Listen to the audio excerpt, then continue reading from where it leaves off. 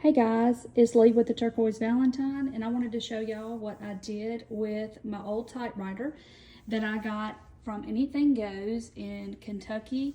And here it is. I have put it on this old wood crate in front of my fireplace, as you can see here. And I have put some florals in it, some of my little spindle flags, and a bandana, and made me a little USA type thing. And that is what I did with it. I love this thing. It is so cool. I paid $5 for this typewriter, and I absolutely love it, and I can't wait to style it for all of the holidays. It is just stinking adorable. Thanks for watching, guys.